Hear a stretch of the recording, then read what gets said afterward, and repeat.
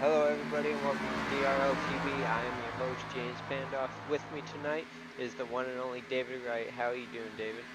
Doing well, James. Hope you are on this fabulous Monday night. I'm looking forward to some racing here at the Tricky Triangle. This is the second race here at Pocono for the DRL iRacing Cup Series. We're here for 80 laps tonight. Right now we're looking at Mike Springer, who's currently on his first qualifying lap. Based on what you saw in practice, who are you looking forward to seeing tonight, David? Well, I'm not sure. It's going to be an interesting race, that's for sure. Pocono brings a lot of, interesting facts. You got a triangle, not a quado. You got 3 turns, all different in every aspect. You got a draft brought involved. This is really anybody's race. I'm sure some of our leaders, our front runners, will be the ones that will be up front, but it's anybody's race tonight, I do believe. As you see Mike Springer coming off of turn 3, he's going to cross the line to complete his first lap. Let's see what kind of lap time he sets. It's going to be a 51.215, currently good for second. Still plenty of time left in qualifying. Let's see if we can go on board with Thomas Harmon, who won the first race here at Pocono for the Cup Series, leading 22 laps of that one. As you see him go down. I'm sorry, David. I'm just saying, I'm curious to see what his lap time will be this evening compared to what he ran in the, about 8 weeks ago, 4 to 8 weeks ago. Currently 4th on the board. This is the second lap, as you see him dive down into the final. 2 minutes left on the qualifying clock for these drivers. Oh, he had a bit of an issue. He rides up the track, had to let off the gas majorly, so his time will not improve here. Let's see who else we can find on track. We look at the 41 of Richard Lucky completing his lap time. Setting it for 4th. Richard Springer is on the pole, the provisional pole right now. He has run a faster second lap. As you see, Richard Springer is currently sitting in the pits, but he is currently on the pole with a 51.086, so basically 51 flat for him. That is a fast lap. See Taylor Butcher Benjamin also sitting on the pit road. Let's see who else is on track. Let's see, Richard Lucky currently 14 as he's going through the tunnel turning, heading down the short chute into the final corner of this tricky triangle. James, they are running 0.6 of a lap faster at this go round than they did when they came there their first visit. The first visit pole was a 51.660 put down by Eric Wolf, and right now Springer's on the pole with a 51.086, 0.6 of a second faster this time. Chris Lucky, not the best qualifying run. He might have wanted 53.529. Good enough for 15th as we have 30 seconds left in qualifying. Who else is on the track? We have Mike Lemon currently 14th.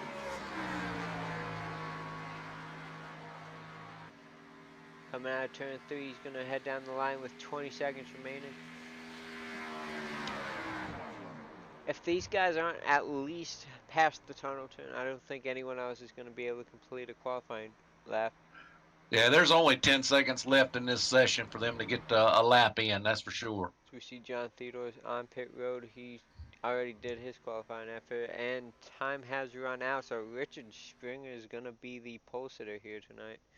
How about that? Let's see if we'll be able to pull him in, as these guys are going to be gridding up very shortly here.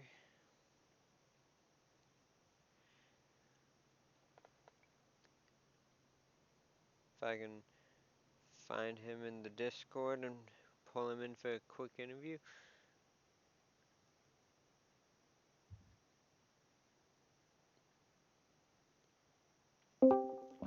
Hey, Richard Springer, this is the broadcast booth. Do you have a copy?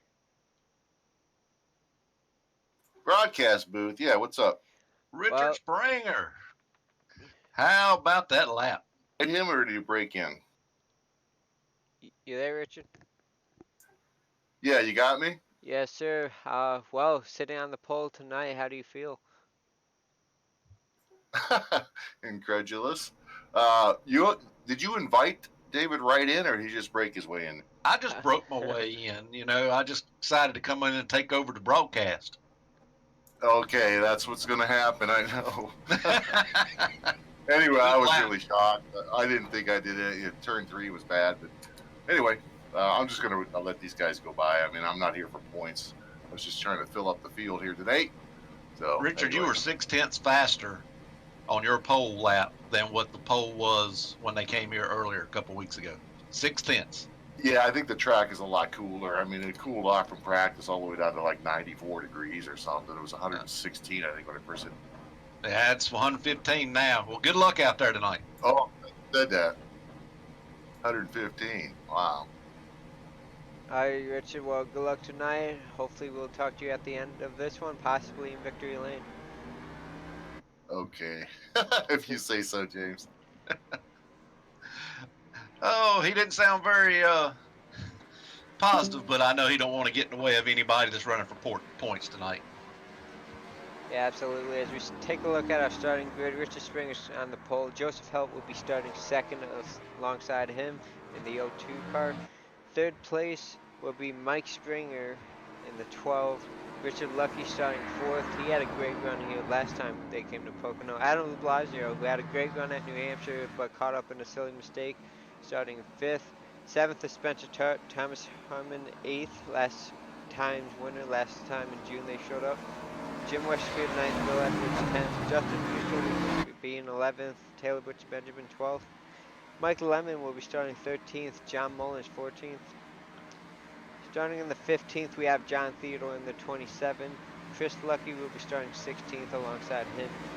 Truck Series regular Jeffrey Meyer starting in 17th, and Anthony Burrows will be starting 18th. As the field heads through the tunnel turn, we're going to be getting ready to go racing.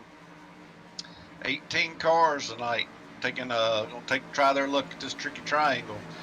I ran a couple of these in the NIS last week, and these restarts down into turn 1 are very hairy getting through turn 1. I'll be interested to see if they make it clean through that first turn.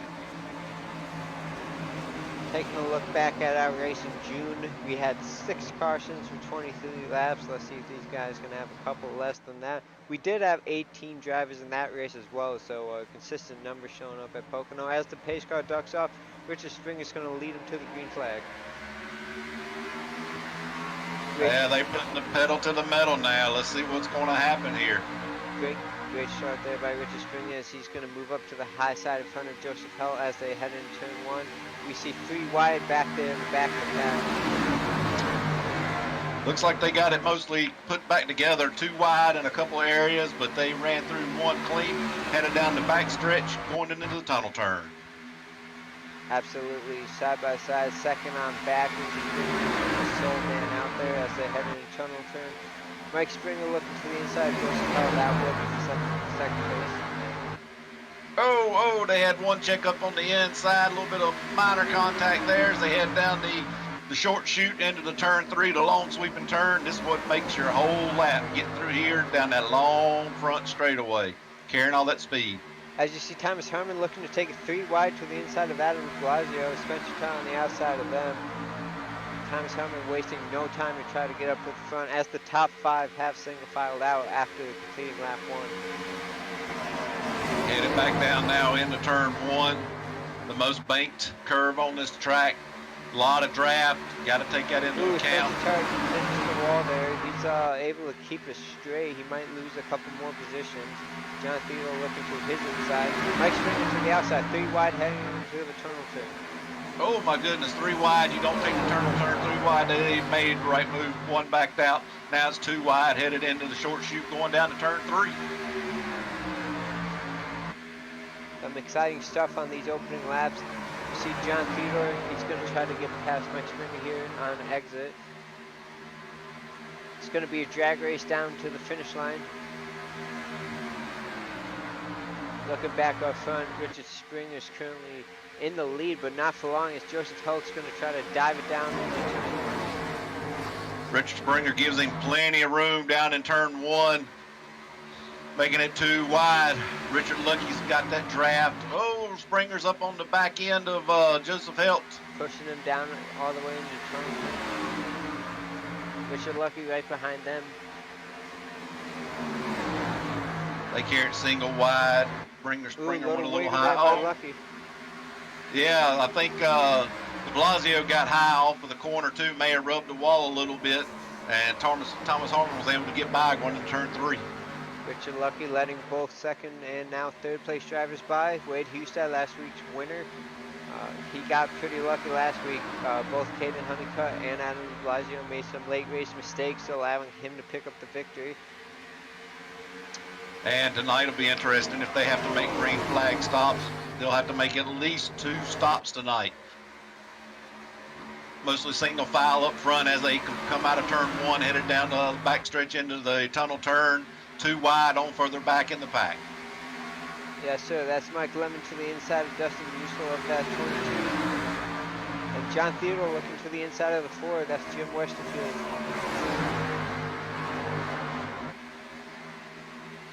They come out of turn 2, headed into turn 3. Still single file up front. Single file through about the top 10. Some double wide. Richard Springer's taking it wide into turn 3, giving room to those points drivers not wanting to, this early in the race, create any mistakes for any of those guys. Mike Springer has a little bit of connection issue. He's dropping all the way back. As you see him blink there on your screen, he does have some right front heavy damage too. It looks like he got into the outside wall. Yeah, I'm showing he's blinked 4 times already. Hopefully he'll be able to get that straightened back out. Can't tell if he's got a whole lot of damage, but as they come off of turn 1 and going down the back stretch, 2 wide, still in the back of the pack. Up front, they still single file, headed into that good old treacherous tunnel turn. Yes, sir. Thomas Harmon wasting no time. He's to the inside of Wade Hustad. That's for third. Adam de Blasio is looking to the inside of them, trying to get that top 5 position. And as you see, Richard Springer, the pole sitter, lurking right behind both of them. Caution is out. Caution on the speedway. Where did it come from? We have to go back. Looks like 75. 75. 75. Bill Edwards, lots of damage to his front. Let's see what exactly happened there. Through the tunnel turn, he hits the outside wall into that inside wall. Major damage there. Let's see if we can get an onboard view of that. See him going through the tunnel turn there. Oh, that is not him. Here he is. Yep, just slams that wall there, right into that inside wall. Tough break for Bill Edwards. He had a good run last week. Yeah, just got that push coming off of turn 1 down that long backstretch and drove him down. He might still be able to race, but he's going to be pretty much done for this evening. As you saw there on this new reconfiguration, they have that safer barrier that's cutting off all of that grass that used to be there. I'm not saying Bill Edwards might have been able to avoid contact, but that safer barrier definitely put a sudden stop to his momentum into that inside. That it did. Safer barriers there, so, help these drivers on impact, and he had a very hard, you look at his front end damage, very hard impact on that inside wall. As we go back up to our leaders, following the pace car around, these caution laps are going to be pretty long. We'll try to keep you as entertained as we can, ladies and gentlemen. iRacing has sped the pace car up here. It is now running about 85 miles an hour. It does help, but they still take a long time to complete. We're going to see who decides to pit here, as it looks like everybody will. Joseph Held leading down, Richard Lucky behind them, Thomas Herman, Adam de Blasio. Yeah, on a pit run here, James, you get after 4 laps, you'll have a 2-second drop off, or is it? I believe it might be a 1-second drop off after 4 laps. So the tire fall off at this track is tremendous. So once you have 3 to 4 laps on your tires, I guarantee you the whole field will come in and pit.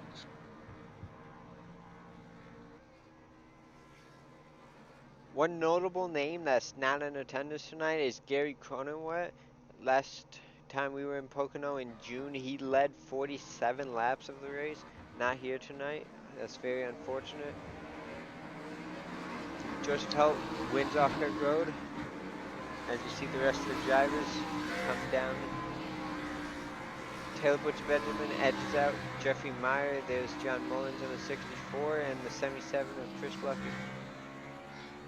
I do believe everybody took 4 tires there. I don't see any 2-tire takers that I'm aware of. I'd be curious if we get later in this race if anyone will attempt that.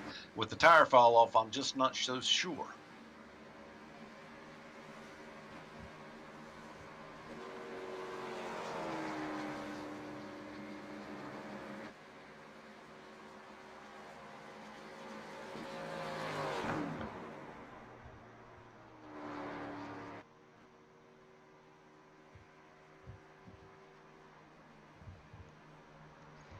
Spencer Turner, 0.43 seconds in pits. I'm not quite sure if that's a glitch on our end or if he did like a splash and go or something. Okay, yeah, I'm showing him 28. You said Spencer Tart. I'm showing him 28.7 seconds. So it looks like he may have been on and may have even gotten some repairs. As you see Joseph Felton just now catching the pace car all the way back to the entrance pit road. Going to be completing lap 7 of 80. They can go approximately 30 laps on a tank of fuel here. Tire fall off is what's going, the tire wear is what's worse. Looks like they're doubling up, getting ready. Must be coming to one to green. Yes, sir. Nobody was a lap down at time of caution, so one less pace lap is necessary. That's a good thing with these long pace laps here at Pocono. Chris Lucky is back down pit road. It looks like he's going to be topping off. I see Bill Edwards still on the track, so he's gotten some required repairs and is back out. I'm sure he'll be a lot slower, but at least he's able to still run. Taking a look at him, you can see that nose is still off, so they weren't able to repair that much, but he does have his hood on. I suppose that could be a good thing. It looks like a modified running at Pocono.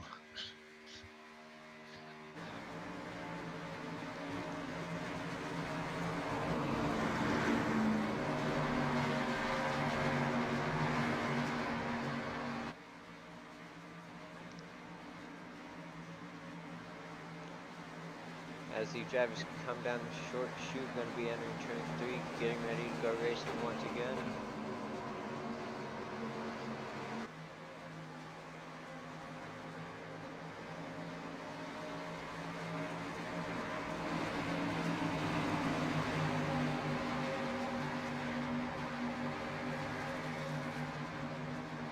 All right, coming out of 3, coming to get ready to take the green flag. They're doubled up, 2 by 2. The pace car is off the track. Green flag is out.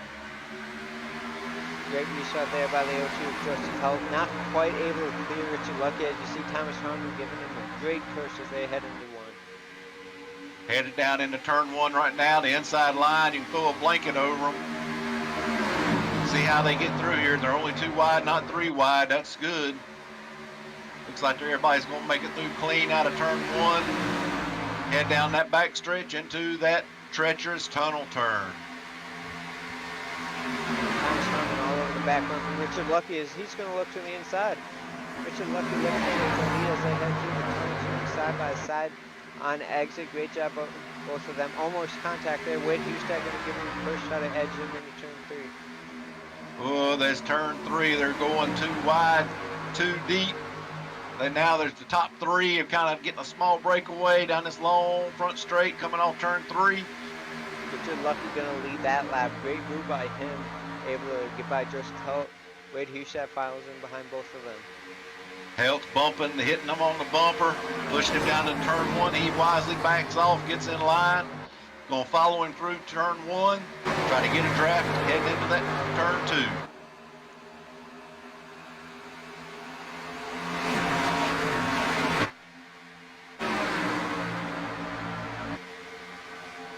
Adam Glasgow and Thomas Harmon side by side. That is for the 4th position. Richard Springer, our post hitter, might have hit the wall there, but he's going to lead 5th. Single file now through about 8 positions. Not for long though, as Thomas Harmon is looking to the inside of Wade Hustad, trying to take that 3rd position away. Helt got a good run off of 3. He's pulling a draft. Lucky's trying to break it. See what's going to happen. They're way down, making use of that wide front stretch here at Pocono. Helt's got the position on the inside. He's going to take the lead. Wade Hustad looking to go with him. Hustad's going to follow coming off turn 1. He's got the preferred inside position as they head down into turn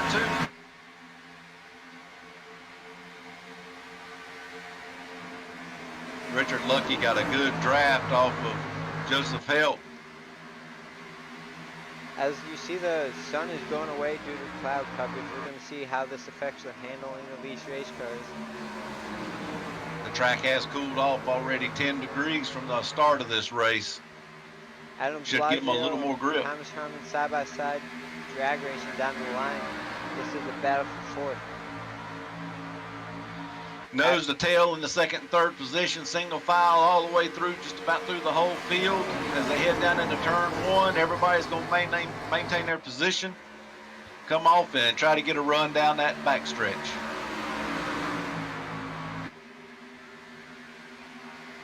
Yes, sir. Every single car single filed out. We do see John Theodore trying to make a inside move on Jim Westerfield. That'll be for the 8th position.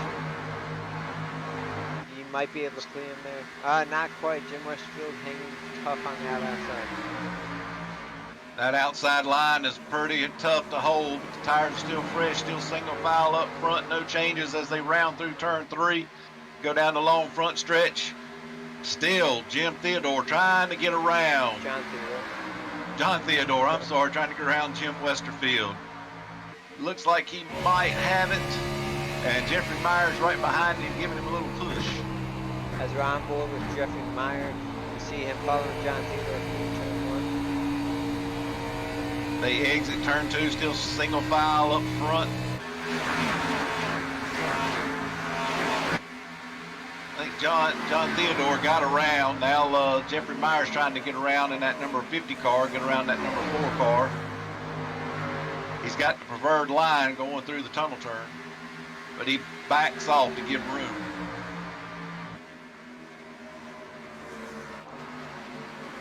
Going back up front to our leader, Joseph Helt, currently holding pace about 0.2 of a second. Wade Hustad's behind him. Then you got to go back another 0.2, and you find Richard Lucky and Adam Blasio, Thomas Herman. That rounds out the top 5. Single file through their whole field as they all head into turn 1, barreling off about 180 miles an hour, carrying it through to that back stretch. Blasio's got a pretty good run on Richard Lucky right now. Looks like he's going to try to make a move on the inside, and so is Wade. Wade Hustad making a run on the 0-2 for the first position. Wade Hustad to the point. Wade Hustad to the point. Look, let's see, Adam de Blasio up to 3rd. They had 2 positions change into that tunnel turn.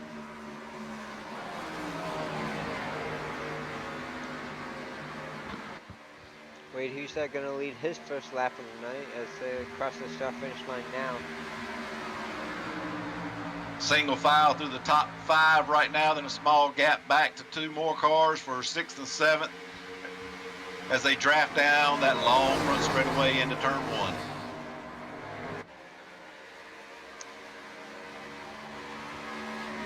Looks like Jeffrey Meyer making a move on the 4. No, that's Mike Lemon. I apologize. Mike Lemon making a pass down the backstretch on Richard Springer. Take over the 6th spot. Looks like Bill Edwards is back down pit lane. He might have blown up his engine, or he's just had enough. His vehicle was insufficient to repair. That's very unfortunate for him. Thomas Harmon's on the inside of Richard Lucky. And he takes the spot. You can see these guys are snaking down the front straightaway, trying to get the draft of the car in front. David, compared to years past, I know draft has always been important here, but how much more important is it now with this new package? Oh, with this new package, or what I believe they call it, the 550 package, or I can't remember what exactly they call it. It's huge, that big spoiler on the back. You've got to take advantage. You don't have the horsepower, so you got to use that draft. Going through that tunnel turn, Adam Blasio is now up to 2nd as he's looking to put pressure on that 32 car. Oh, Joseph Helt in the wall. Into the wall. Is that Joseph Helt into the wall off the turn, off that turtle turn? Yes, it was. He was able to keep it straight. Let's see if we can get a. And I think Lucky Man got in the wall some too. That's going to let those top 2 or 3 kind of pull away. Helt looks like he's a little slow. Yeah, Mike Lemon looking to pass him and entering turn 1. Yeah, he hit that wall hard off turn 2.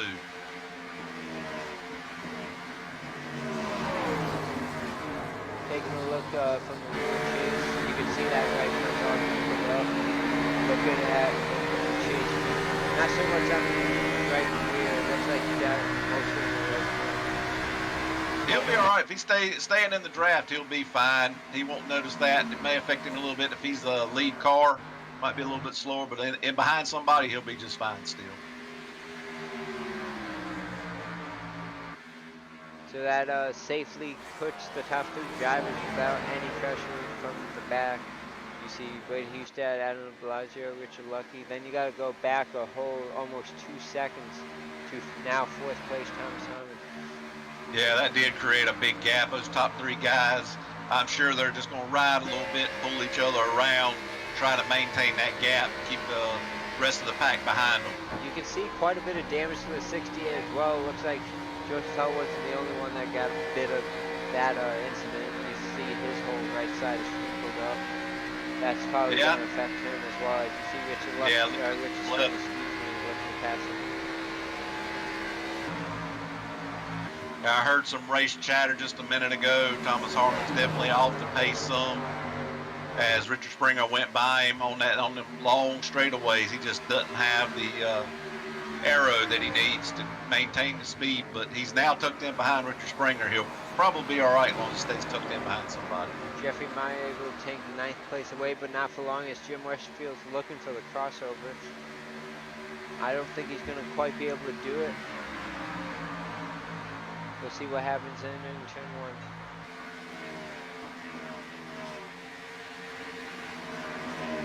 Who was that making a dive right there onto the bottom into turn 1?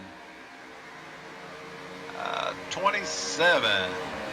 That's John Theodore diving underneath Mike Lemon, going down the backstretch, bringing Joseph Helt with him. See if Helt can hold it with that damage that he's got just acquired a couple laps ago. It looks like he's going to make the pass successfully, though.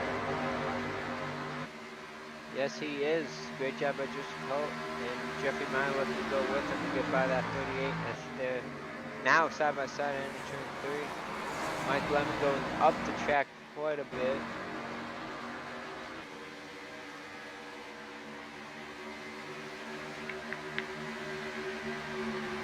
They're on a 14-lap run here, James. Their tires are really starting to push. They're really starting to have to back the corners up to keep it from pushing now. Going back up to the front, you see Wade Hustad way to that dotted yellow line. Not sure what that's about. Richard Lucky has some damage. You can see that on his both right and left side. And Adam Blasio is back there too.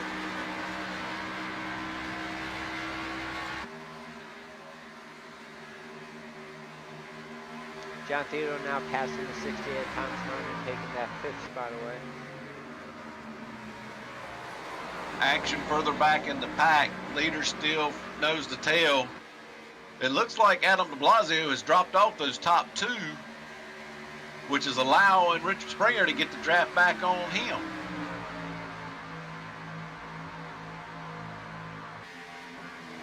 Three wide down the front stretch.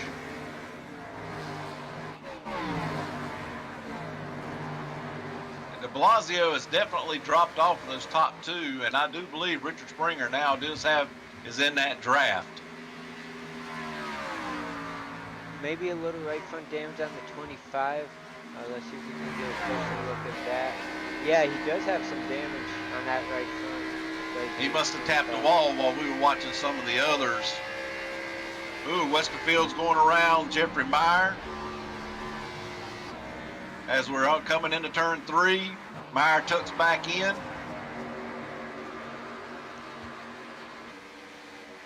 Like Mike Springer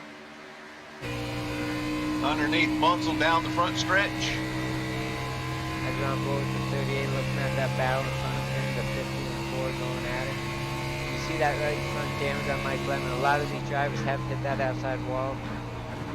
Only And that does act like a parachute, slows them up big time. Only a handful of clean up to this point of this race. Mostly single file now through the pack. Top two cars getting to be, it's like Wade Hustad starting to get a little bit. He's got a 1.5 lead, and it's 3.5 seconds back to the third place car and 4.5 back to the fourth place car. Wade's definitely in control of this race right now for sure. It's his race to command. As I mentioned earlier, Richard Lucky does have a little bit of damage, so I'm sure that's slowing him up a little bit. Yeah, these long straightaways, especially that front straight, any damage you got on that front end is just going to hold extra drag on that car. Just going to slow it up so much more.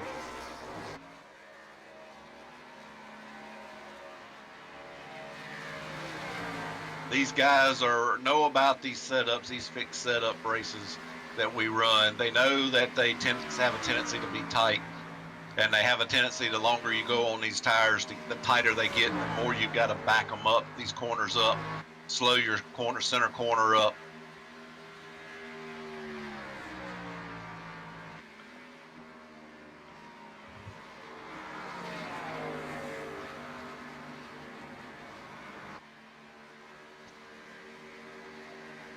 .58 laps to go right now. They can officially make it on 2 stops. A field run's about 30 laps on this track. We're only 18 laps into this run. I don't think you'll see anybody go 30 full laps. I'm sure they're going to split it up somehow. As we see Jeffrey Meyer getting past Thomas Conlon, that is a position for 7. There's a lot of comers and goers, a lot of positions being swapped on back in the pack right now. They're too wide a lot back in the pack. Up front, still single file. Wade Hustad with a very comfortable, almost 2-second lead over Richard Lucky. Just one thing to note, Anthony Burris did not... Oh, help! Was that Helt into the wall? Off turn. Joseph Helt tapped the wall coming off of turn 2.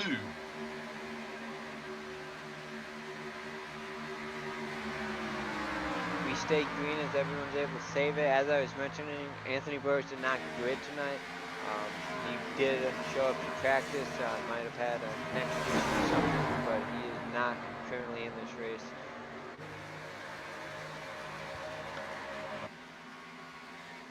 Wade Hustad just running away with about a 1.8 second lead over Richard Lucky. The battle's going to be for third here shortly, I believe, as Richard Springer has called Adam de Blasio. He's got the draft on him, but the battle's a little further in the pack, around 8th, 9th, and 10th. Yes, sir, that is the 02 Joseph Helt, Jim Westfield, in the 4, Thomas Herman in the 68, Mike Lemon in the 38, and then you have Dustin Musil in 22 just behind them. Musil's tucking up behind Helt, making it too wide as they go down the front stretch. Helt, you can tell he's a little bit slow from hitting that right wall on the right side. It's slowing him up a little bit, but he's got the position underneath Thomas Harmon. He's got the preferred line. See if he can make it off the turn. We might see 3 wide. He had a huge run. Looks like he backed off a little bit. Dustin Musil tucks in between him and Mike Lemon. You can see that rear spoiler of the 68 is all beat up, so he's definitely hurting. See right there, he got, it looks like 100 business around that right there. Yeah, he's been in, oh my goodness, yeah, that is going to definitely create some extra drag that's not needed, but if you look over, you can see the right front of Joseph Helt, and it's not in any better shape. So both of them are driving around here wounded.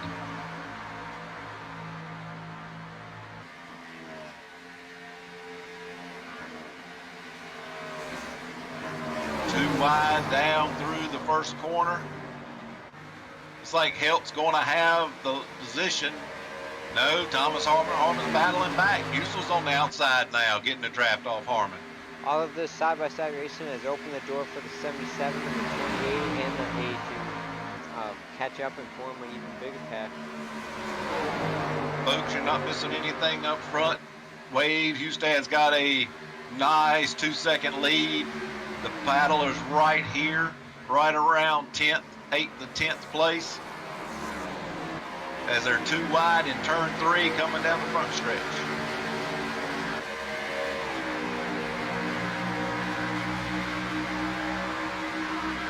Justin Newsom get right up to the O2's bumper. He's pushing. Oh, contact there. Oh, and there's a big one at Pocono. 1, 2, 3, 4, 5, 6.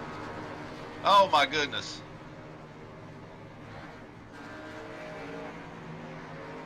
Let's see if we can see what happened there. Looks like the 22 just kept coming and ended up into the side of the 68. And that set off a chain reaction. Yeah, it does. It looked like the 22 tapped the 68 in the left rear and just turned him down on the 02. Yeah, the 22 just not quite able to hold his line. Yep. That's exactly what happened. He's trying to bump draft and push, but he just didn't hold his line for whatever reason, and he went up there and hit Harmon that right rear. 28 had a big lick there. More damage for the 68. That's not what he needed. Joseph Helt's already in the pits, so is Mike Lemon. Yeah, that's going to take all those guys out of contention for this evening for sure. Aero plays such a factor on this track.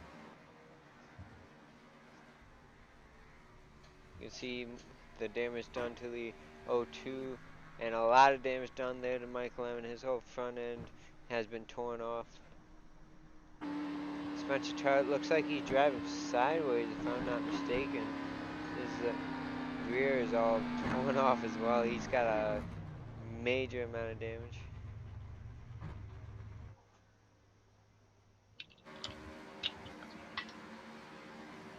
I'm sure there are some disgusted drivers right now. This is not the kind of the track where you generally see those kind of accidents. It's kind of a plate track incident there.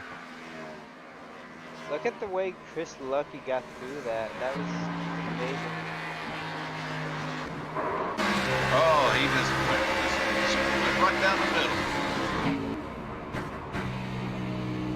Great job there by Chris Lucky. Oh, yeah. Great in-car shot of that.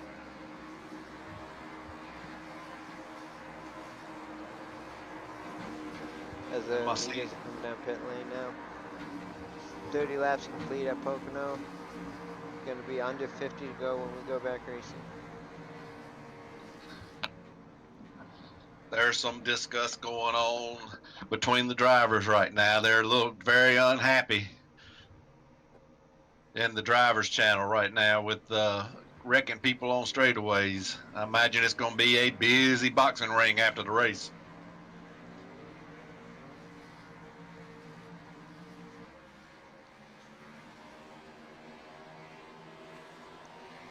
Race off pit road. Wade Hustad looks like he's going to win it. Richard Lucky right behind them. John Theodore up to third.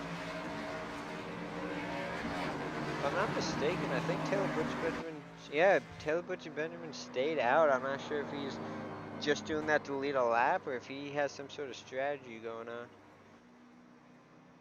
I would guess he would lead it to lead a lap and get the points for it. I am sure he will pit coming up.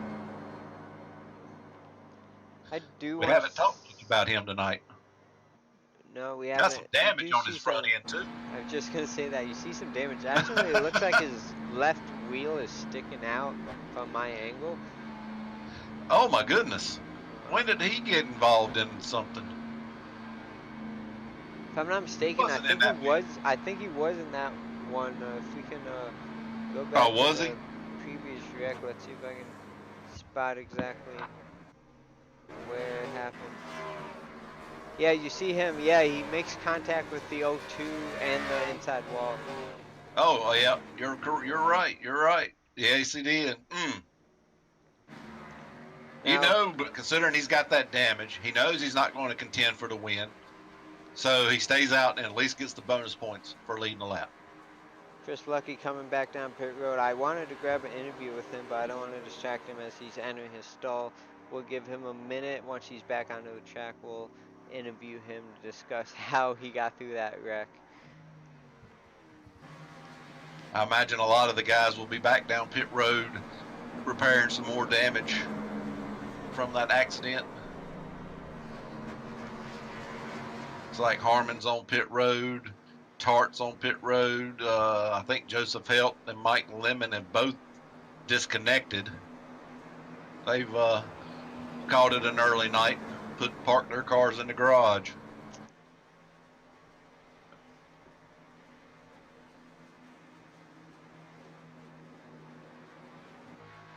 Chris Lucky is back on the racetrack. Let's see if we can pull him in for an interview. Hey, Chris Lucky, this is the broadcast booth. Do you have a copy? Yeah, I got you, JP. Well, what can I say about mayhem right in front of you? Tell us what was going through your head and how were you able to avoid all that contact going on right in front of you and get through there without a scrape? I just kept my foot in it and hoped it cleared, and it did. And when you got cars spinning like that, the last thing you want to do is check up with cars behind you. So just kept my foot in it. Chris, this is David Wright in the booth. Could you happen to tell what happened there from your vantage point?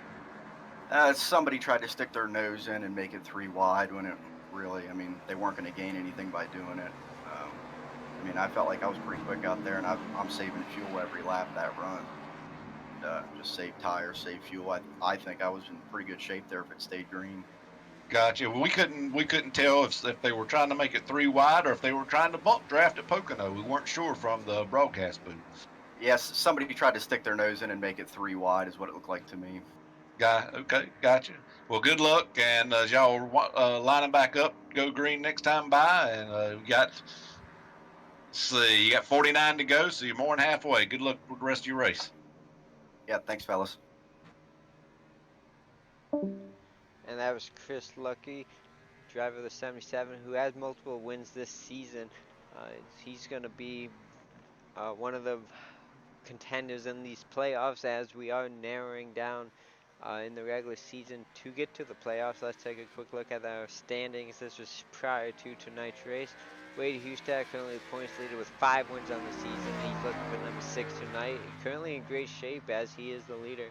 Thomas Harmon in second, who was just involved in that wreck. He has 3 wins on the season. Chris Lucky, we just spoke to, also has 3 wins on the season. For next, for winners, we have Logan in the 88, Logan McNally. He has 3 wins on the year. I'm not quite sure if he's going to be locked in based on participation. It is an 80% participation requirement through the regular season in this league to be locked in based on your win. Otherwise, it will be based on your points. Anthony Burrows, 4 wins on the season, and Caden Honeycutt is the only other winner. He has 1 and currently in 19th. Taylor Butcher Benjamin is the man without a win who's looking the best right now, sitting 4th, 129 points behind Wade Hustad. Joseph Helt, Richard Lucky, Jim Westerfield, Mike Stringer, Spencer Tarr, and John Theodore round out the top 10. We've had another retiree for the night. Spencer Tart has parked his car for the evening. As pace car is going to duck off, Wade Hustad is going to bring him back to the green. Great restart there by both the 41 and the 32. It's a drag race down the front stretch.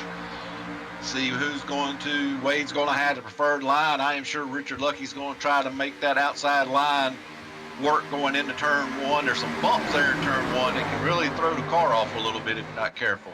He ducks in behind Wade, get the draft going down the backstretch, into turn going as they go down towards turn 2.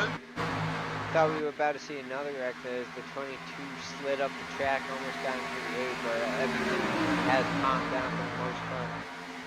We see Adam Blanco looking to the inside of the Stringer is going to take that position away. He might even make it 2 wide there as he's looking to the inside of John Moore. Top 5 are nose to tail. Got 2 wide on further in the back as we go through the tunnel turn, the turn 3 coming down the front stretch. Blasio still on the inside. I don't know if he's going to, looks like, I can't tell who that is. John Mullins in the Is that Mullins? He had the better run. It looks like Richard Springer got the run. They're all nose to tail now as they've all got it worked out, headed into turn 1.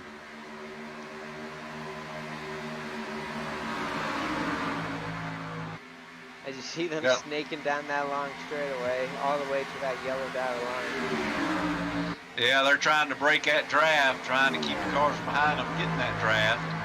Jeffrey Meyer moved up to 3rd place. He's been on a roll. He started all the way back to 17th position. A great drive by him. He has kept his nose clean thus far, and with the amount of cars that have been in the outside wall today, keeping your car clean, you can have a good finishing position, and he's done that. John Theodore also in the top 5. He's having a great run, and Jim Westerfield in that 4th is 5th. Still nose to tail through the field. Top 5. Wade still getting him a nice little break. I almost thought Adam Blasio might have tapped the wall coming off turn 1 there. I wasn't sure. It kind of looked like it though.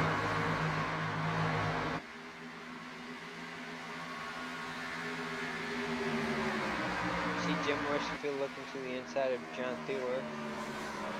Wade is really trying to break that draft behind him. Is that Westerfield looking on the inside of John Theodore? Sure is, and I believe he might make the pass on the front stretch. On board with Jim Westerfield, we're going to see just how much these guys are moving down the long straightaway. He was not able to complete the pass as we come off turn 1, headed down the back stretch. As you see, Wade Hughes had dived it all the way down to that yellow line, but those drivers are not following. If they'll maintain 2 cars, they'll be a little bit faster than he will, but they're going to really have to push it to... Oh, somebody tapped the wall off turn 2. I believe it was Jeffrey Meyer might have tapped the wall off that second turn with his right rear. I saw sparks fly. Able to keep his momentum. Doesn't look like it hit him that much. Nah, he might have been just have brushed it a little bit. You notice the second, third place cars are maintaining while Wade continues to try to break the draft on those long straightaways. Field's getting a little spread out now as we exit turn 1, headed down the back stretch into the tunnel turn. Meyer's getting a run on Lucky. I don't know if he's going to push it or just sit there and ride. Looks like he's going to back off and just stay in the draft. You might be saving some tires, might be saving some fuel, but he seems to be content riding where he's at. I do wonder if that nose damage of Richard Lucky is affecting Jeffrey Meyer and pulling him up possibly. Jeffrey Meyer able to use that draft, and I think entering turn 1 or maybe next time in 3, he might have a chance to pass him.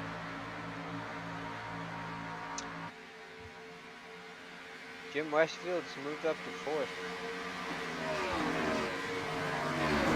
Possibly not for long though. John Theodore is looking to his inside. He's going to have to they back both off pushed though. up the track. Here comes Mike Springer.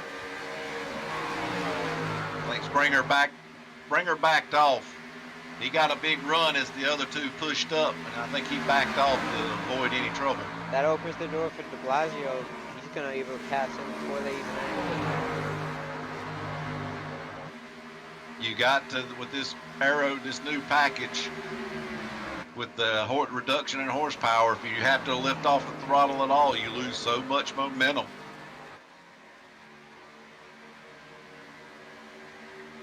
As we now see Richard Lucky following Wade Husted all the way to the checker pattern.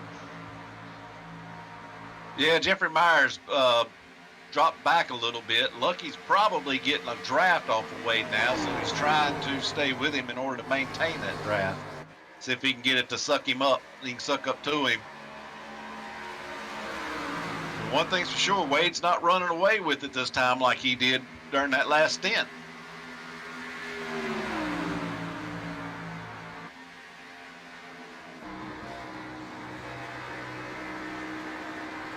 As they head into the tunnel turn, Wade still got it. Lucky is only about 2/10 back, about 2 car lengths. As they head into the turn 3, I am sure Lucky's going to draft him hard down that front straightaway. You can see him playing mind games. Wade Hughes head all the way down to the bottom. Mr. Lucky maintaining that top groove.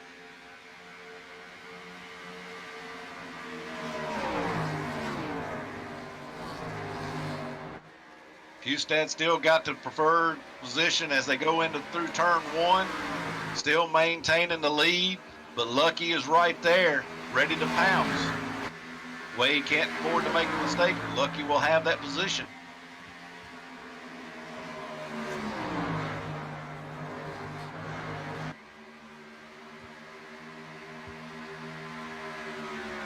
This battle is intensifying as they're going to hit the halfway point this time by. Going through turn 3. 4th through 7th now is starting to catch up to Jeffrey Meyer. They're starting to gain a little bit as the distance has Meyer has fallen back from those top 2. Top 2 still playing the mind games, going down the front stretch, back and forth, trying to break the draft from one another. Lucky got a good run off of turn 1 and is going to be able to pull up to the right rear fender of Hustad as they enter into that tunnel turn. Is he going to make it try to make it too wide through the tunnel turn? Looks He like does. He's gonna send it. He did. He sent it. Can he hold it? He is maintaining it as they get ready to come in this wide sweeper turn 3. It's gonna be whoever can get the best run off this corner. If The Mr. outside. Lucky holds it, he might be able to beat him into turn 1. It's a drag We don't race. have the PJ1 that they do in the real world. Drag race entering turn 1. It is a good battle for the lead right now, folks. Still side by side as they head. When Hustad had the preferred line going into turn 1. Lucky looks like he wants to try a crossover. He has got another run. He has a run again. Wade is blocking. Wade, Lucky's putting the bumper to him. He's pushing him all the way down that front straightaway. Let's see what happens. He's gonna follow him through. Probably gonna try to set something up in 3. I think that was a little love. Might have been a little of a love tap for blocking him the way he did, saying, I saw what you did and I didn't like it.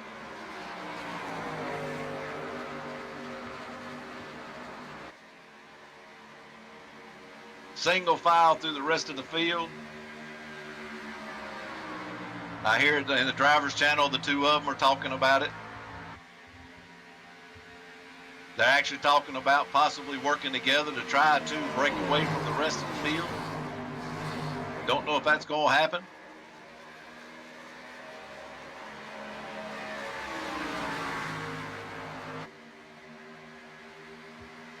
Looks like Mr. Lucky might have fallen off. I don't know if he's trying to pull off his tires to have another go or if he might have worn up too much of his tires. It's possible either way. Right now, he looks content to just ride, save some towards the end. As that pack behind him, the more they battle, the pack behind them, we got to change for 3rd place. Westerfield just passed Meyer going into turn 3 and took over 3rd spot.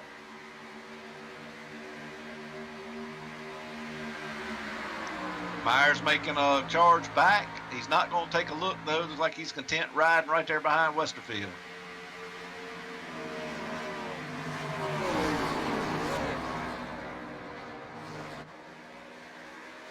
As they exit turn 1, going down the backstretch, single file. Top 2 still have a nice, comfortable lead. 4th, Lazio looking to pass Theodore.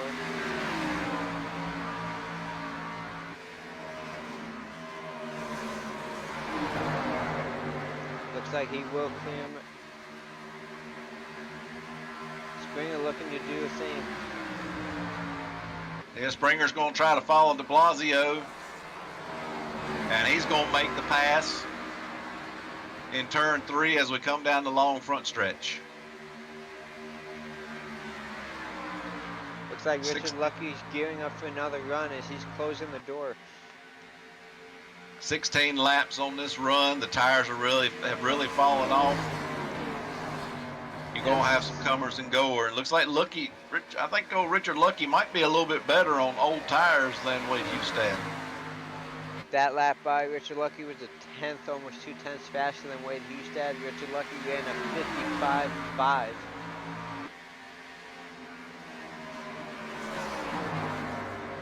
They don't want to blink their eyes too much because it does look like Westerfield is closing. And as he closes, he's going to bring the rest of them with him.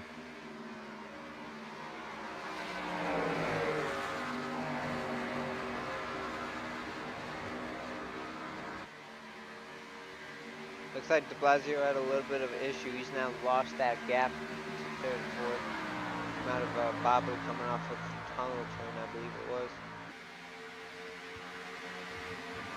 Focusing back on the lead, Richard Lucky's putting pressure on Wade Hustad.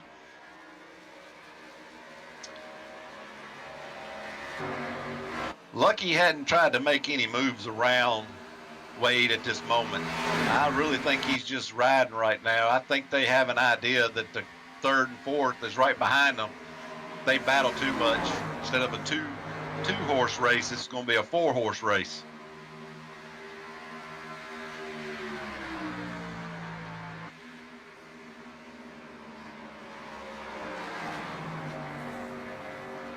I believe these guys are pretty close, if not at the fuel window, if they decide to pit. 35 to go, 34 to go as they cross the stripe. That's probably right around the fuel run, yes. So they can pit any time now probably and make it to the end. The question will be, they're going to have to take, most likely, the longer that you run, the less fuel you got to take. Will anybody try to stretch it, take less fuel and only 2 tires? Will anybody gamble? And at the same time, if somebody pits the earliest, they can make up the most amount of time. They're currently, 2 seconds off what they are on fresh tires? They are running 3, actually they are running 3 and 3/10 slower than their best lap right now. So if somebody pits early, that's a lot of time. Oh, Richard Lucky got very loose. I imagine he probably was pushing up to the outside wall and jerked it hard to the inside to keep it off the wall, which snapped him loose. But that created a gap from Wade, and now Westerfield is going to have his draft.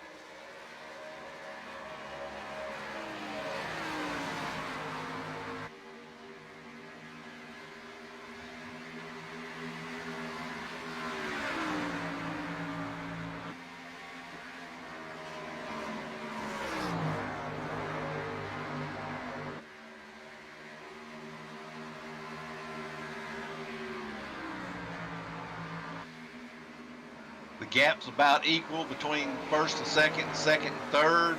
A little further gap back to fourth to Blasio. I am waiting to see how the pit strategies are going to play out. This race has a green flag look to it. The field is strung out. Several cars are out of the race. The car that makes the first pit stop and takes 4 fresh tires will have the fastest lap time, but will somebody try to stretch it out and only go for partial fuel and 2 tires? 4 tires will only get you 4 good laps on this track, so it's a gamble. Richard Springer able to get by Mike Springer. A little father-son battle going on right there.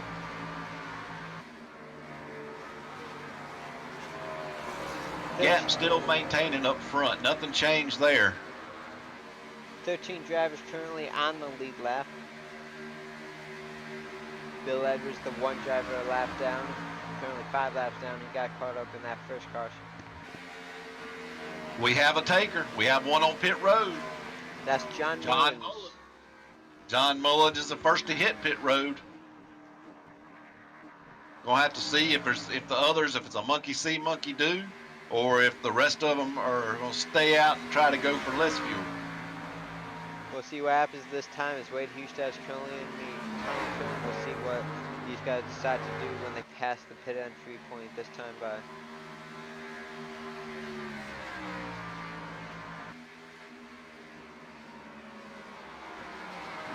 All right, Mullins is on his way off pit road. He should easily make it off pit road without losing a lap. So far, no takers.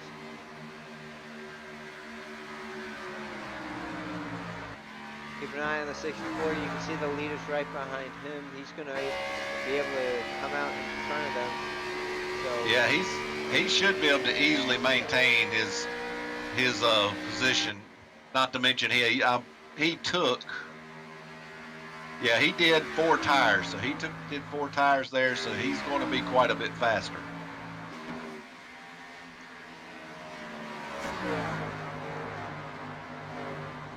30 laps to go. Wade Hustad currently your leader. Richard Lucky looking to chase him down. 8/10 back. After a big wiggle, he just hasn't been able to get back to his back bunker. No, the gap is widened. Lucky Jim has Rushfield got another one. pits. Yes, I was getting ready to say that. JP, I saw another one dive off the pit road. Jim Rushfield coming from 3rd place. We'll be able to see just how much of an advantage Rushfield will have pitting from 3rd once everybody does cycle out.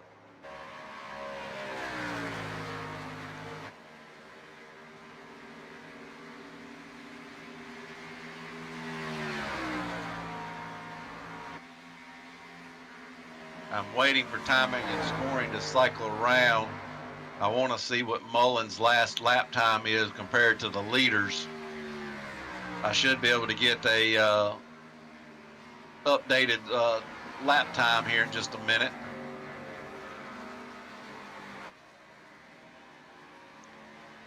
John Mullins just ran a 52.933.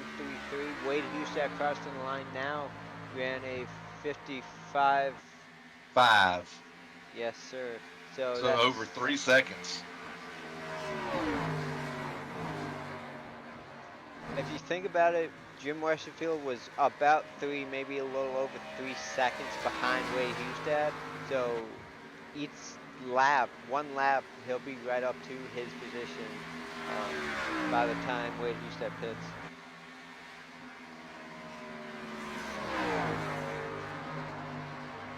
The 60, and if the 64 and the 4 can connect, they can draft together on these straightaways, which will make it even better for them.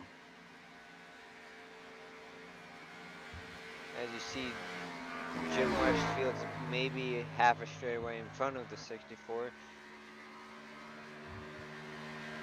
Well, they have definitely increased the gap between them and Wade since they came back on the track. That's how much faster they are right now compared to those cars that have not pitted.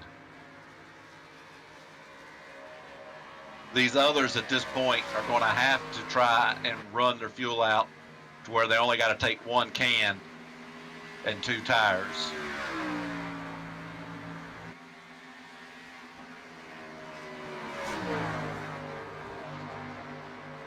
The question will be, have they given up too much track position by then? We need one of those race engineers in here with the calculators going, JP, so we know all this stuff. Absolutely, as nobody has pitted yet other than those 2 drivers. We see a battle going on. Looks like Spring was able to get by de Blasio. De Blasio is dropping all the way back to 7th.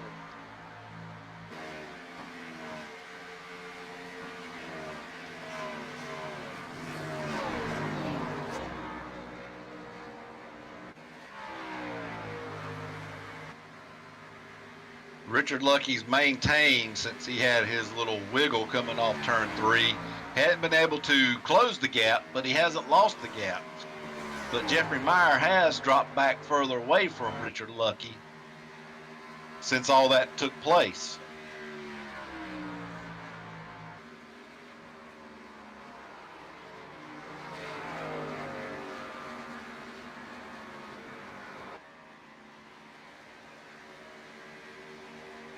Richard Lucky's far enough back that if he sees Wade Hustad heading in pits, he'll have enough time to react and pit as well. I think Richard Lucky's best bet's going to pit on the same exact lap as Wade Hustad, so he doesn't give up those 3+ seconds going all the way back around the track one more lap. If these guys, I don't know how many of them have actual spotters, real spotters to talk to them during the race, but if I was Lucky, I would definitely go in the pits early. Because those seconds, he would gain so many seconds of track position if he would go ahead and pit. I mean, look how far the rest of them are that pitted earlier. How far ahead they are. They're now the whole front straightaway. That's how much time they've pulled off. They're still running 54. John Mullins running a 54. So their times are slowing down some Wade now. Hustad to pit. Richard Lucky stayed out. John Theodore also pitted. Yep, Wade Hustad, John Theodore, both on pit road. That puts Richard Lucky back in the lead. We'll see if he decides to pit this time back. We'll also see how much of a difference that is. He is. Richard Lucky is pitting this time by. He has called out that he is pitting. We'll see how much of a difference this one lap makes between Wade Hustad and Richard Lucky. Wade is on his way off pit road now. So is John Theodore. Theodore 1 second slower in the stall.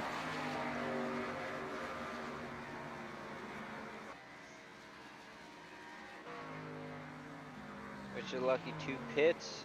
Warming up and hopefully got it down in time. Jeffrey Whole Meyer, bunch. Mike Stringer as well. Yes, several coming to pit road this lap. 24 to go. That pushed the lead back in Richard Stringer's hands. Richard Stringer was the pole sitter tonight. The guys that are still on track and have not pitted, they have just about got to run this thing until their tank is dry. They've still got 7 to 10 laps of fuel roughly.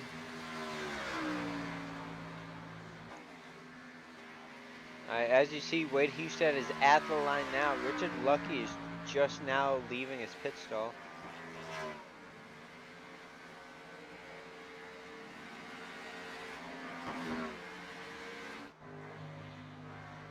So we see just how much of a gap that created between the 32 and the 41. Yeah, quite a bit. Quite a bit, JP. John Theodore able to get by the 41 as well. I wonder if Richard had a problem on the pits. He had a 14.4 stop. So, I mean, not a bad stop, but you can take it and you look at Wade's. Wade had a 13.9 stop.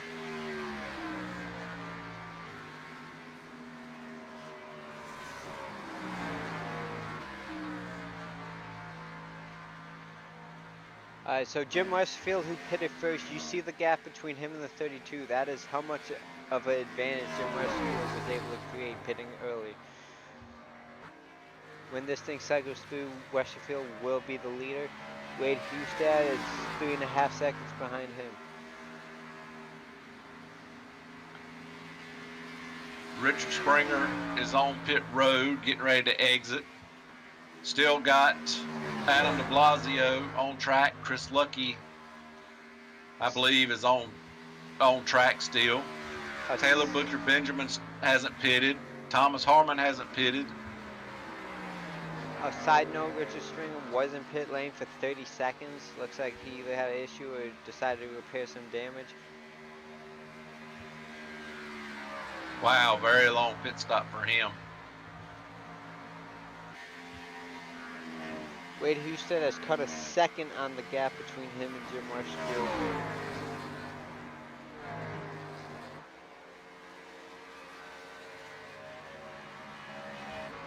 Going back up, Adam Blasio currently the leader.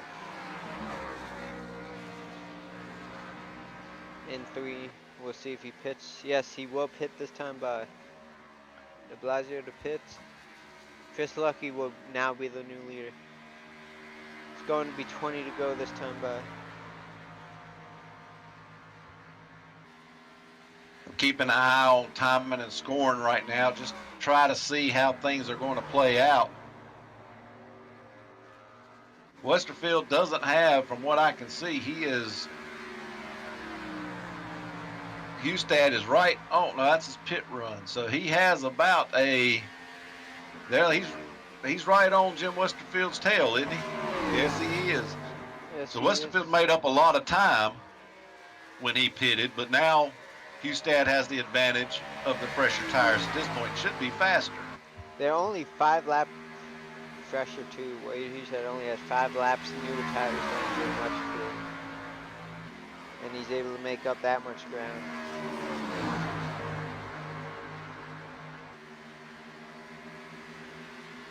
So when things cycle through, Wade Hustad will be back to the point. Chris Lucky still has not pit yet. Neither has Taylor Butcher Benjamin, who's actually pitting now. So Taylor has pit. Chris Lucky, excuse me, has not.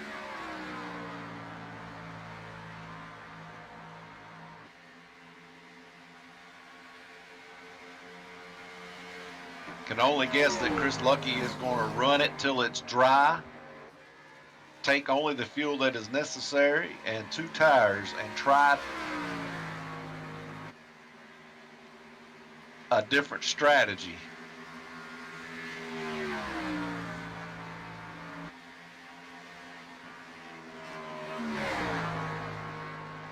I just don't think he can get on pit road and off even with 2 tires and hold on to the lead. Hustad is closing. Hustad is dropping the gap regularly. He's 15 seconds back of Chris Lucky, and that rate is closing crazily. The one thing Chris Lucky would want is a caution, because with the amount of fall off these tires give, Wade Hustad is now 6 laps on his tires. He'll have to pit if he wants to stay competitive on a restart. So if Chris Lucky absolutely can get a caution, he might be able to maintain the lead on and off pit lane if he has a perfect stop. Otherwise, Jeffrey Meyer and Mike Springer right now making a looking inside. John Theodore. That was a pass for 4th position. Jeffrey Meyer took it, and Mike Springer wants it.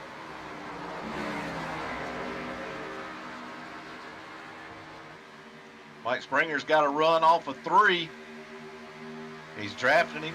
See if he can make the pass going into 1.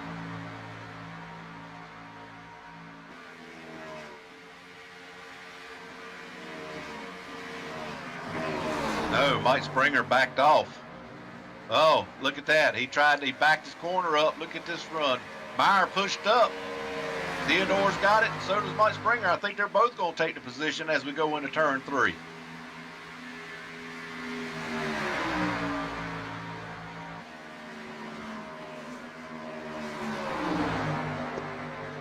And they do. They both complete the pass that puts Jeffrey Meyer back to 7th position. Oh, Hustad is losing some time. I don't know what's happened to Wade, but the gap is still closing, but it's not closing as fast as it. But I do believe Lucky had a very bad turn 1. looking at the times, Chris Lucky ran a 55.6 and Wade Hustad ran a 54.8, so about Still 8 tenths slower. Yeah, almost second a lap. As you see, Richard Lucky making a pass on Jim Westerfield, taking back that 3rd position.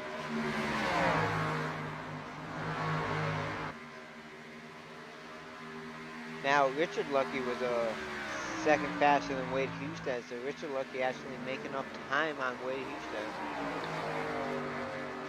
Wade has now got 10 laps on his tires, and the tires are no longer, the new tire benefit is worn off. You no longer, they kind of balance out. The lap times will start to balance out some. There's a large drop off within those first 4 to 8 laps, and then they balance and settle in. So the new tire benefit has wore off, and Lucky has got to just run this thing as long as he can. Now, we are on I'm looking at the wrong car here. He is on a 35 lap run. So he is going to have to pit sometime soon. But with 15 to go, he may make it gas only. He's playing a different strategy. He's gambling here. And he's not coming to pit road this time.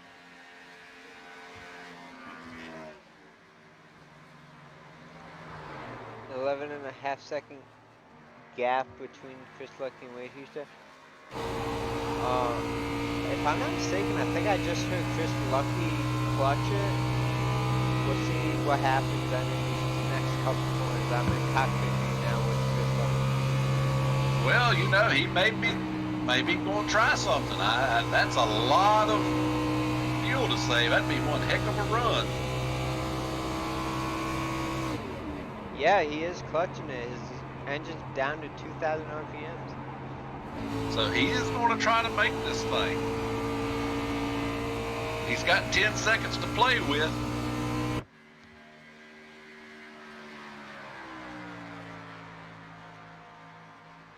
With 13 to go, he can't give up even a second a lap right now, and he's giving up about a second a lap. He gave up 0.8 on that last one.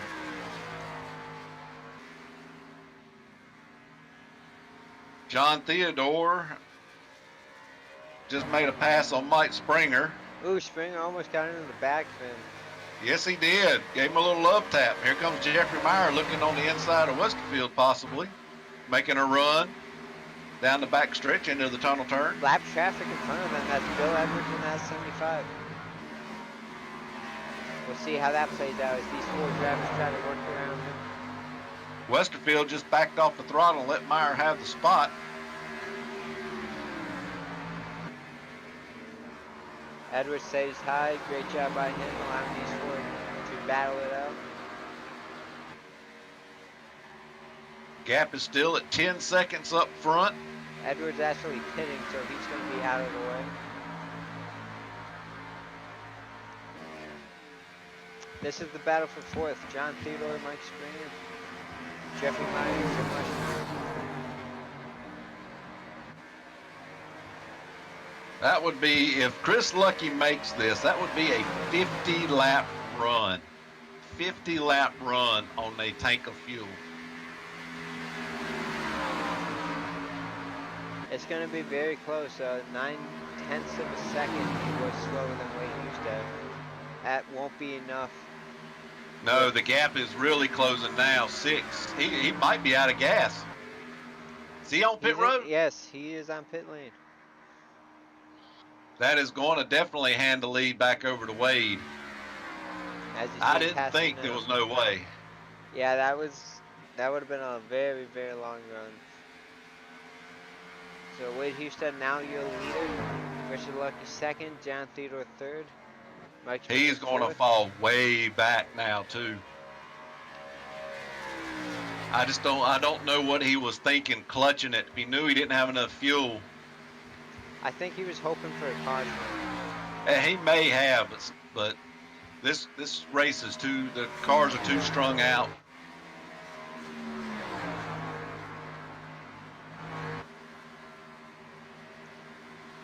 And he is back out on track.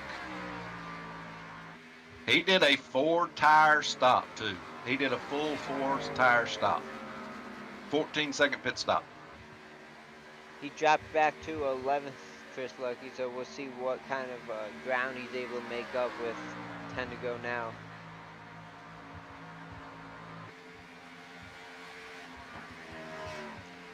Well, this puts Wade in a very comfortable 2.5 second lead. over Richard Lucky. Lucky is gaining. The question is it enough? He was 3/10 faster than Wade Hughes at that lap. Oh, somebody just blinked out. Mike Stringer did. That is Mike Sure Stringer. did. He is back though, still in fourth.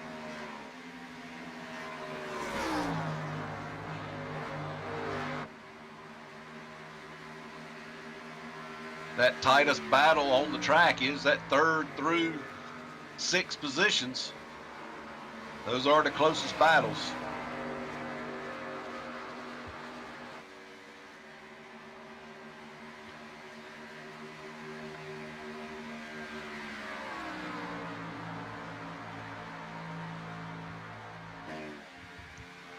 That time by Richard Lucky was a 10th slower than Wade Hughes did. A caution is what all these drivers really need to have a shot at it. Yeah, a bunch of the field back up. Their cars are spread out all the way around the track now. Long green flag runs will cause that. For the most part, most of them are on about equal amount of tires. Jim Westerfield's out there probably on the oldest. He's still holding strong in 6th position, I do believe.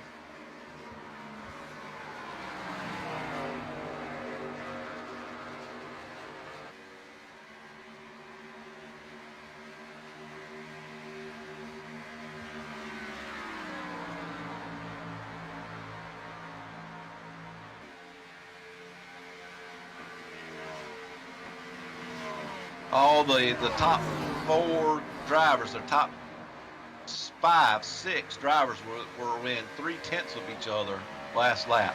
So they're all running fairly equal lap times.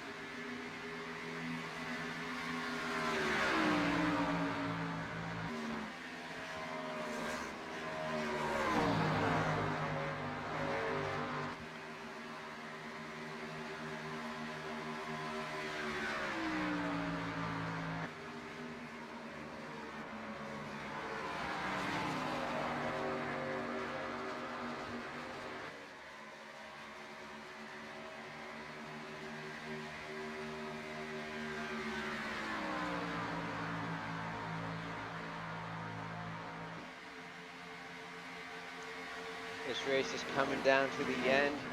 John Theodore is going to be putting pressure on Richard Lucky if he can keep up this momentum. He's 4/10 faster than Richard Lucky. Yeah, I've been watching that on timing. He's been closing the gap down. He is within a half a second. He's got the draft.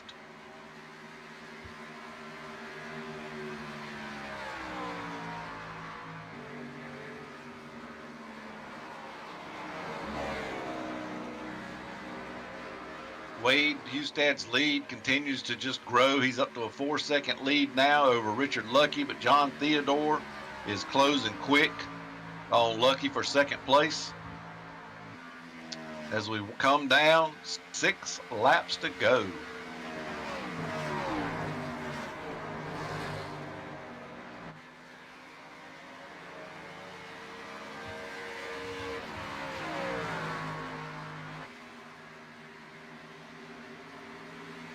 See old Richard Lucky, he is trying to do the snake down the backstretch, trying to break the draft of John Theodore.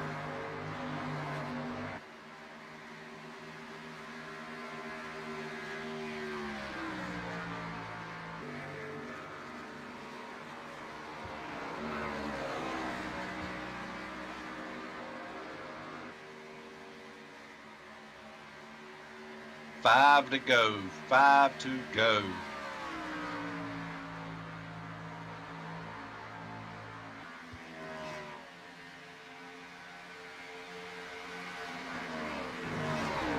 Wait, you said with a 4-second advantage. The one thing he will not want to see is a caution flag. No, he don't want to see that. He's in cruise control right now. He has another, 6th season win, pretty much under wraps. The best battle on the track right now is for second and third and fourth and fifth. There's about 8 car lengths in between each one of them.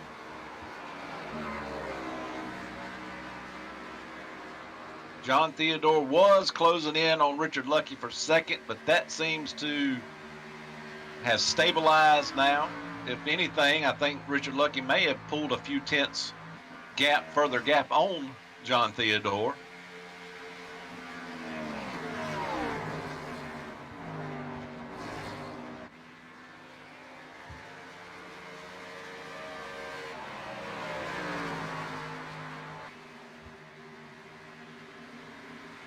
With 3.5 laps remaining, those are the closest battles on the track. All the way down to the apron did Richard Lucky go that time on the back stretch, going into the tunnel turn, trying to break the draft. Oh, Mike Springer, sitting back in 4th position, has got a bird's eye view of it. He just come on the driver's channel and even said the battle for second's getting good. It is indeed, as they're winding down 3 laps to go. Looking at lap times, John Theodore was 0.3 faster than Richard Lucky. I do believe he has got the draft. He has closed the gap there going into entry into turn 1. If he can get a good drive off, he will have the draft of Richard Lucky going down the backstretch. Lucky's trying to break it. He swerves down to the inside. Theodore kind of maintains as they head into the tunnel turn. Turn 2.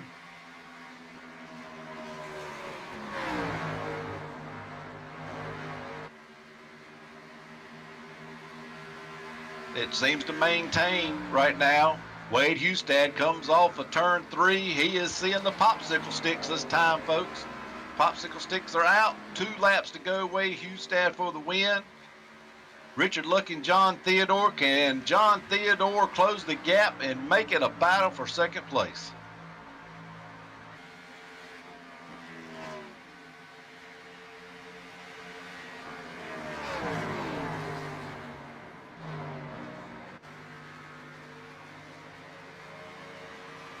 John Theodore gets a pretty good run off of turn 1.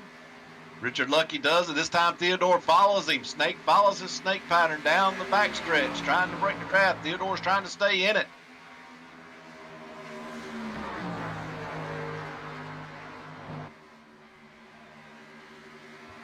Lucky got a little squirrely there, which is going to allow Theodore to close the gap even more as they head into turn 3. Going to be white flag this time by Wade Hustad, is going to be crossing the line now, taking that white flag. We're going to stay here with the battle for second.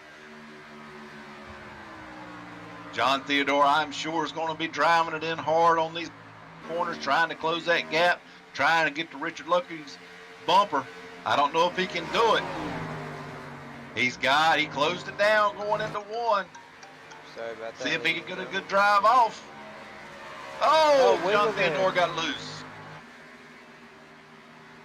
But he's maintaining. He's giving it all he's got. He is leaving it on the track, folks. Through the tunnel turn. Going through turn 3. I don't believe he's going to be able to catch him. Richard Lucky would have to really push up in this turn in order for Theodore to catch him at this point. But what a good run. What a good run by Theodore to try to catch him. Wade Hustad wins at Pocono. Excellent. Great race. Great race. Second, John Theodore third, Mike Springer in 4th, and Jeffrey Meyer rounds out the top 5. What a great run there by Jim Westerfield, finishing 6th at Pocono. And Chris Lucky, who's stayed out very late, had to pit with about 10 to go. He's going to wind up finishing 8th. I think he ended up finishing 7th. My scoring might be messed up then. Oh yeah, there it is, 7th place, Chris Lucky. Sorry about that, ladies and So he made up about 5 positions. As we're taking a look at Wade Hustad doing what a drift through 3 and 4. Keeping it off the wall though, he had to break up there, hit the brakes there.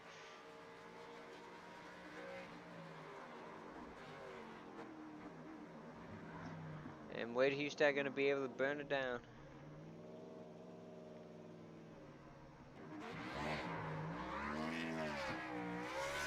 This is win number 6 on the season for Wade Hustad. Just a Win number tremendous 6. season he's having.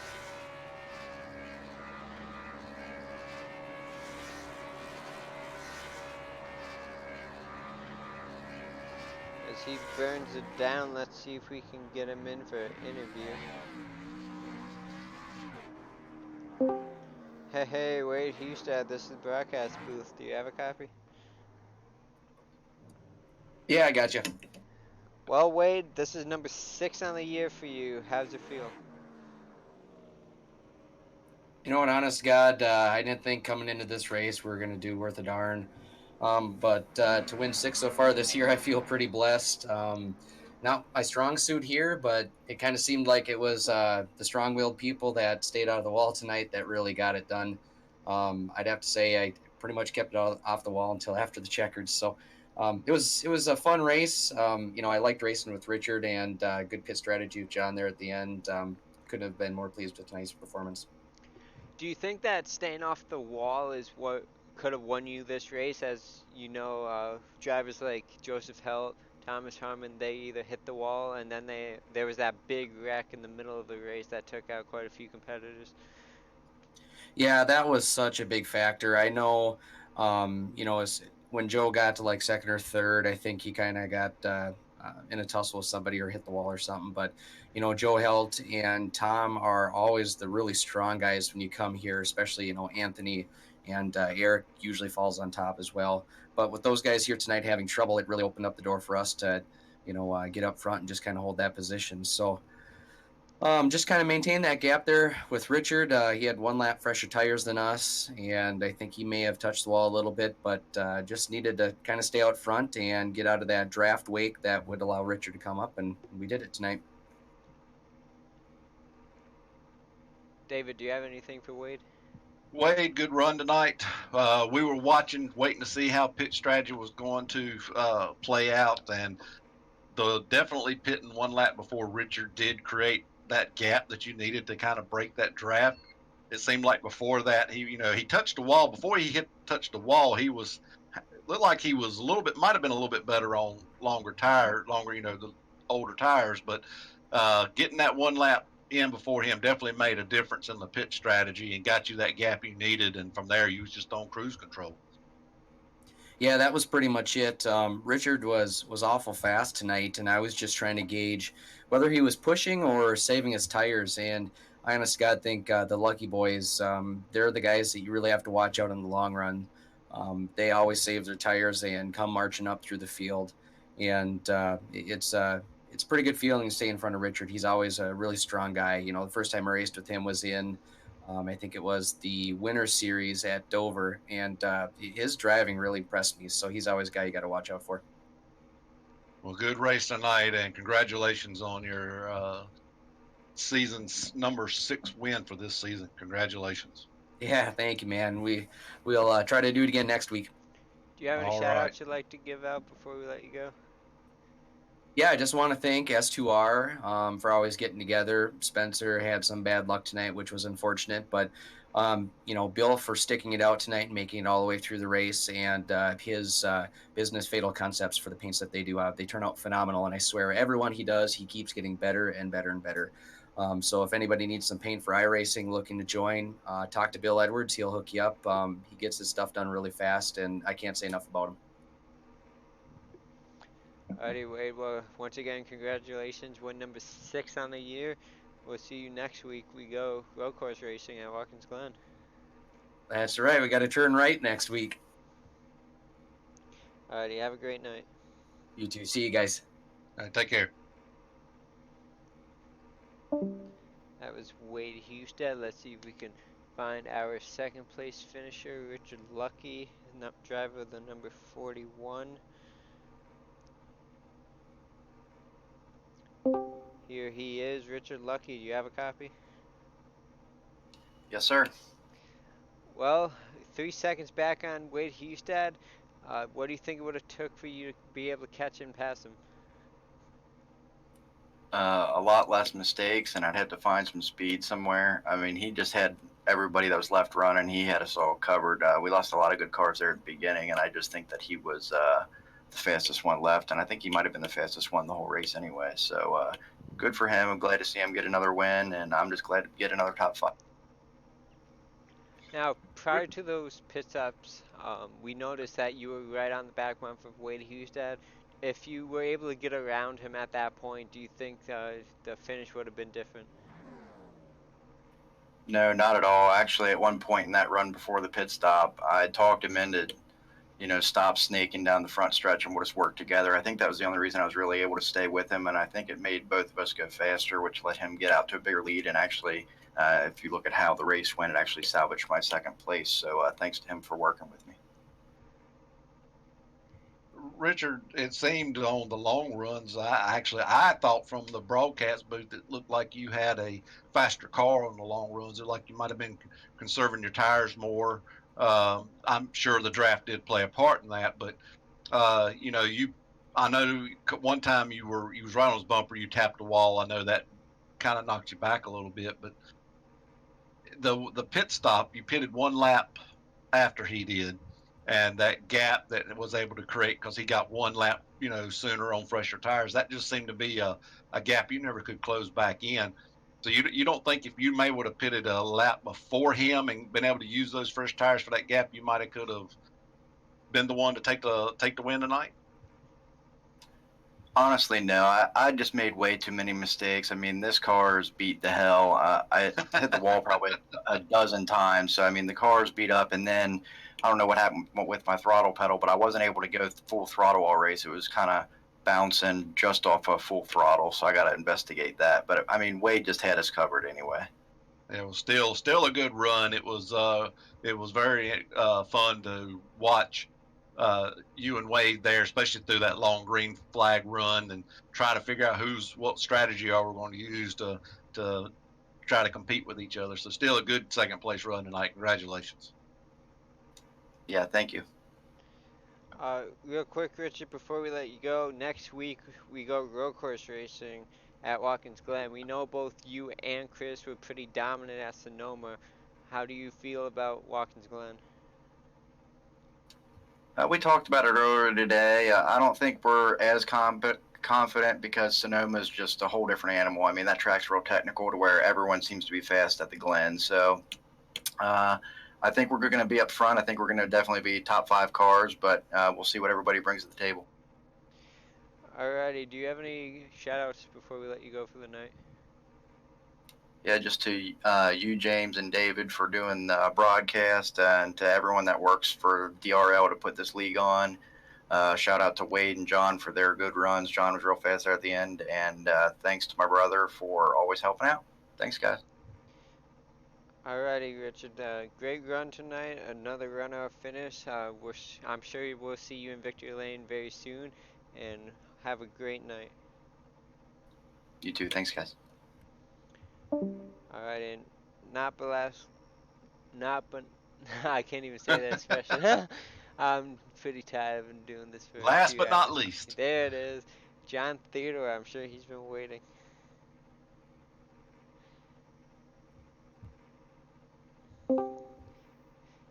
John Theodore, broadcast booth, you have a copy? Got a solid copy, guys. How you doing? We are doing well, John. Congratulations on an excellent third place run tonight. Thank you, guys. Yeah, it feels good. It's been way too long since I've had a chance to talk to you gentlemen. We were really watching you and Richard there on those closing laps. I thought you were going to catch him. I thought you was going to be able to get to his bumper until you got squirrely there on that last lap coming off of one. But I'm going to tell you what, you left it on the track for sure. I did, and Richard did too, man. That was really fun. When he got the wall off 3, I thought that was my opportunity, and that was going to give me a shot. My Achilles heel all race was the tunnel turn. I was faster than him in both 1 and 3, but the tunnel turn was my Achilles.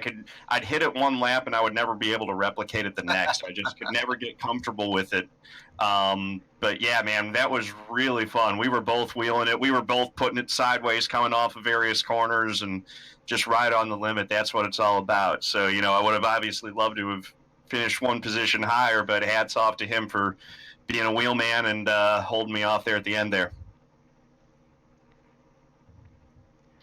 Well, John, we spoke earlier, I think it was earlier this week, if I wasn't mistaken, about how you had some struggles early on in this year, but it looks like you finally been able to turn it around in these summer months, and you got a pretty good shot at making the playoffs if you can keep this up. How are you feeling about Watkins Glen next week, and then like Bristol short track in a couple weeks from that? I'm looking forward to both those tracks. You know, these cars are not super fun to drive at a lot of the bigger tracks. That the last year's car was a lot of fun to drive, so that's been kind of frustrating. And then yeah, the start of the season, not just in this league, but in all the leagues that I was running, it was just real rough. But you know, kind of shifted my mindset, got things turned around a little bit better. We got some positive energy going. Definitely hoping to make the playoffs and make another run this year with the Corey Bush for Congress Beast Racing Chevrolet Camaro ZL1. But yeah, so the thing with that though is that because these cars aren't super fun to drive on the bigger tracks, that's really rekindled my interest in road racing. So I've had a renewed focus on that. I'm actually planning on running a good bit of Watkins Glen this next week in preparation for next week. And you know, Bristol's always fun. I always seem to do pretty well there, assuming the brakes go my way. I had a good run when we were there in the spring. So, you know, and then definitely, I know it's coming up in the playoffs, but Dover's always one that I've got circled. For whatever reason, I just do really well at that track. So I think we've got some good ones coming up, some opportunities to, you know, try to build on this third place finish today and maybe work towards getting my first win in the DRL Cup Series.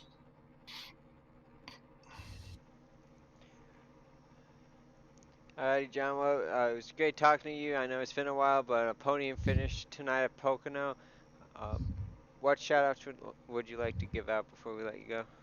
Thanks, guys. Definitely got to give out a shout-out to Corey Bush and everyone on her campaign team, all the volunteers and stuff like that. This one's for you guys. You know, the grassroots campaigns are difficult to run when you're going up against folks who have a lot of corporate money and you're doing everything, literally just lifting yourself up by the bootstraps to try to make it happen. But, you know, the payoff at the end of the day is you get a candidate that really represents the people in the seat. So, you know, that's what keeps motivating us, is that just that vision of seeing Corey on C-SPAN up there. So shout out to Corey and everyone on the team. Shout out to my folks. In case they're watching, I know they're definitely going to be excited to hear about this one if they weren't watching it live. And, yeah, all my viewers who, you know, on my Twitch channel, we had a big raid from Tanner McCullough tonight. So we had over 100 folks watching as I was running down that stretch. So thanks to everyone, Group TV, Beast Racing, and then, of course, you know, I know it's another league, but hopefully it'll be a friendly relationship. All the guys over at Podium Esports as well. Absolutely. Without the viewers, nobody would be able to see the talent that you have on the wheel, John, and we're glad that you're able to show it off here at Dynasty Racing League. And hopefully everybody will be able to tune in as you do these Watkins Glen races this week. I know I'll be watching. Yeah, thank you guys. And also big shout out to you guys in the booth. Appreciate you guys putting this league on for us. And, you know, I'm getting an inside look now. It's a lot of work that goes into running, managing, officiating, planning, and everything that goes into organizing a league. So really hats off to you guys. You guys do a great job running it here. You know, for anyone who hasn't done it, I don't think they truly appreciate how much work goes into it.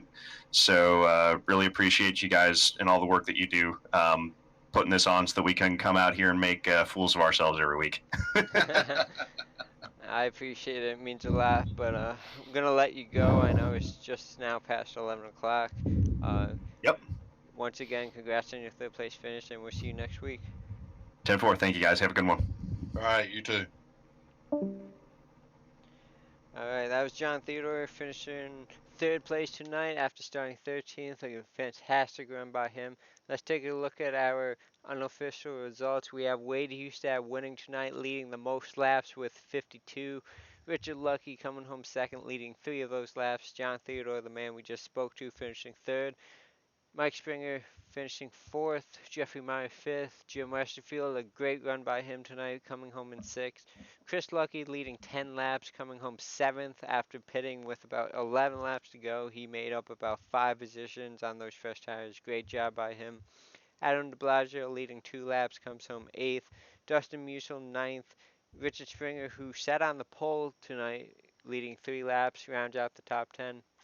John Mullins comes home 11th. Thomas Harmon got caught up in that wreck early on, finishing 12th. Taylor Butcher Benjamin leading 1 lap, gets 13th. Bill Edwards 14th. Spencer Tarn, the 28, finishes 15th. Joseph Helt leading 9 laps, had a pretty fast car tonight. Ended up in that incident, comes home 16th. Mike Lemon 17th. And Anthony Burris actually did not complete a lap, but he is scored an 18th.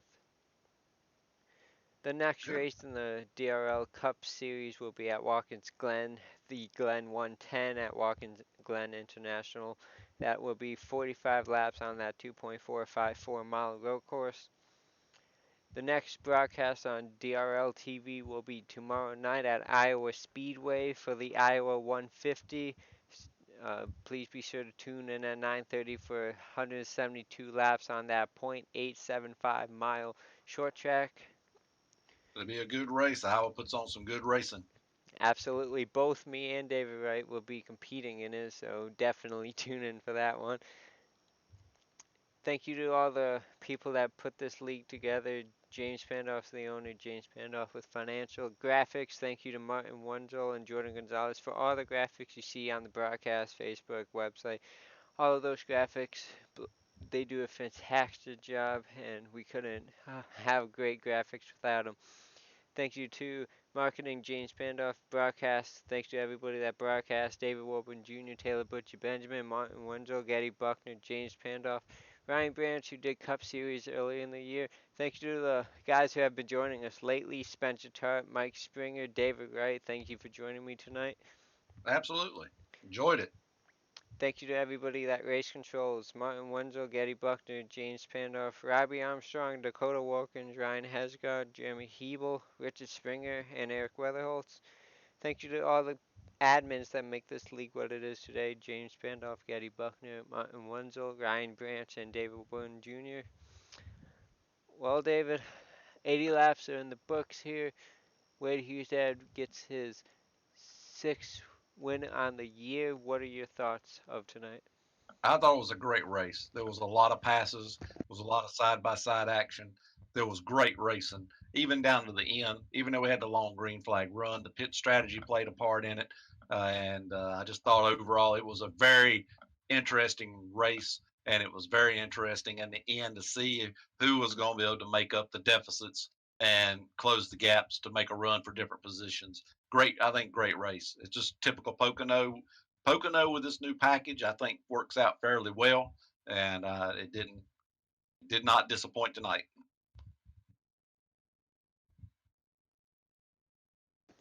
Absolutely. 1 second.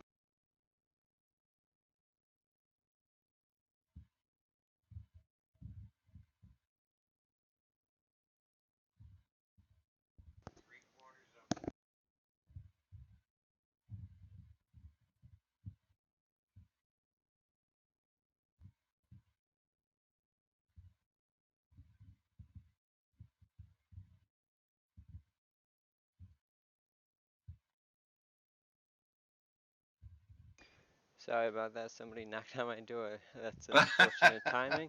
But thank you guys for tuning in. We're going to wrap up this broadcast. Be sure to tune in tomorrow night for the Grand National Series race at Iowa. Thank you all for watching. Have a great night.